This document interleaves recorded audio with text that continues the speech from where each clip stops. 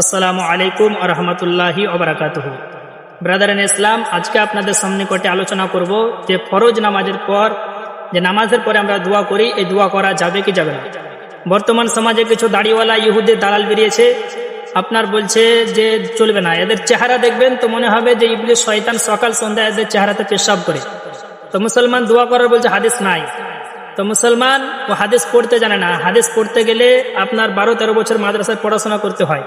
তো আপনাকে আমি বলে দিই যে আমরা আহলে সুন্নাত ওয়াল জামাত আমরা যেহেতু করি, তাই প্রত্যেকটা জিনিসের সুন্নি জামাতের কাছে দলিল রয়েছে।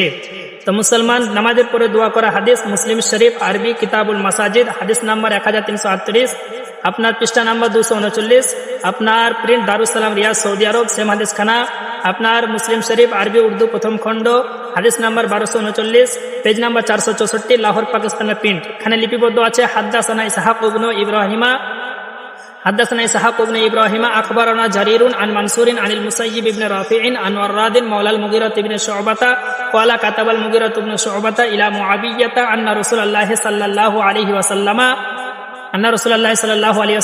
কানা ইযা ফারাগা মিনাস সালাতি ওয়া সাল্লামা ক্বালা লা ইলাহা ইল্লাল্লাহু ওয়াহদাহু লা শারীকা লাহু লাহুল মুলকু ওয়া লাহুল হামদু ওয়া হুয়া আলা কুল্লি শাইইন কাদির আল্লাহুম্মা লা মানিআ লিমা আতাইতা ওয়া লা মু'তিয়া লিমা মানা'তা ওয়া লা ইয়ানফাউল জাদ্দু মিনকাল জাদ।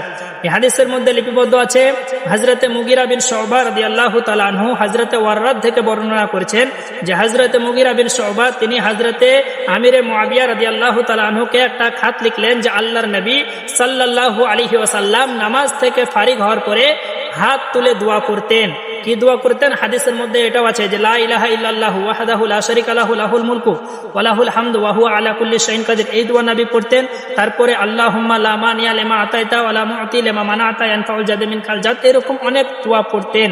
তো বোঝা গেল মুসলমান নামাজের পরে দোয়া করা স্বয়ং আমার নবী পড়েছেন, সুতরাং নামাজের পরে দোয়া করা এটা আমার রাসূলুল্লাহর সুন্নাত। আর যারা এই সুন্নতকে বিদআত বলবে ওর 14 গোষ্ঠী বেদাতি। তো মুসলমান হাদিস থেকে প্রমাণিত হলো। তাই এবার যদি কোনো মৌলবি বলে যে নামাজের পরে দোয়া করা যাবে না, যতই মৌলবি মুন্সি মাস্টার ডাক্তার নায়ক খলনায়ক যদি বলে চলবে না, আমরা সেই দিকে যাব না। আমরা হাদিসের প্রতি আমল করে দোয়া করব, কারণ মুসলমানের কর্তব্য হলো হাদিস পাওয়ার পরে হাদিসের প্রতি আমল করতে হবে। আর যত ভণ্ড এর বিপক্ষে বলবে সকলকে তালাক দিতে হবে। আসসালামু আলাইকুম ওয়া রাহমাতুল্লাহি ওয়া বারাকাতুহু।